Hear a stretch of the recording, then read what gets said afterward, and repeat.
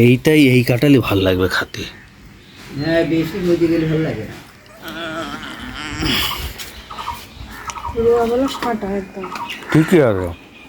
জানো, হুম রোয়া কিন্তু সাঁটা, হুম অনেক রোয়া আছে কাঁঠালটা।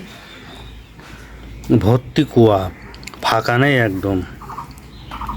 না না, ভালো মিষ্টি। আমাদের জায়গা নেই তো, ভাই তো একটা কাঁঠাল বসাল।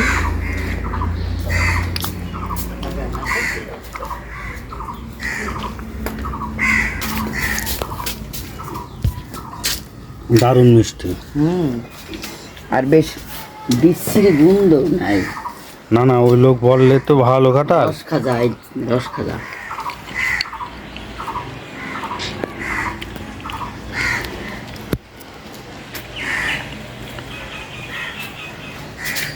ঢেড়ি হলে ভালো লাগে না। আমি ঢের কাঁঠাল খেতে পারি না।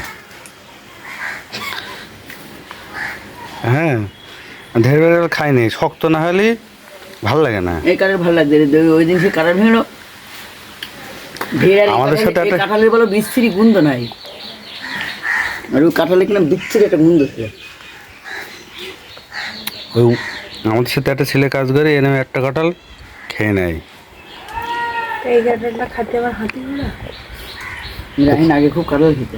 আমি খাতে পারতাম খুব, এখন আর খাইনি, ভয়তে খাইনি। হাতি গুলো লাগে ছোটবেলায় বাংলাদেশে গিয়েছি, কৌশল ঘরে কাঁঠাল হাতে, আর কাঁঠাল এ আর বেলা কিনে সব খেয়ে নিয়ে।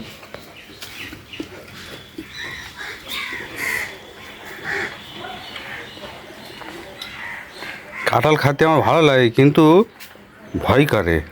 কিচ্ছু হয় না।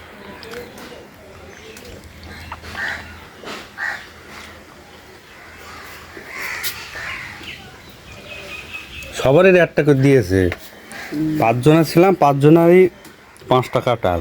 কোন এটা ভাই? আরে বিষ্ণুপুরি ঠাকুর বাড়ি, ওই ভানু ভানু, আমার এই কাঁঠালের বীজগুলো ওই পতিত প্রবন্ধের ঘরের পেছনে ঘর, রং করা বাড়ি ওইটা। ওদের কাঁঠালের মেলা। আর ভাঙবো, তুমি খাবো না? আমি তো 4-5টা খাবো, ভাঙো দুটো করে দিয়ে। 4-5টা খাবো আমি। তা খাও, একটা বাড়ি থেকে দিয়ে আসো।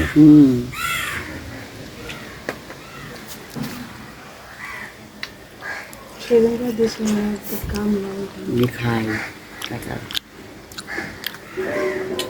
হচ্ছে কি না, কেন? ছিঁড়া হচ্ছে না। দাদি করে আমার কে এসো নিয়ে আলে। না না, কাঁঠাল, পাকা কাঁঠাল, আমি বললাম পাকা কাঁঠাল এসব হয়। গাছেতে পেরে দিলে না, পাড়া ছিল না। আমরা পারলাম সবাই মিলে, গাছ সবাই মিলে পারলাম।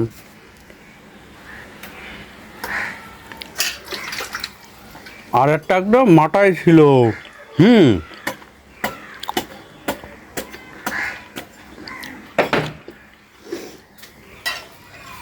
একদম মাথায় ছিল, বুঝলে?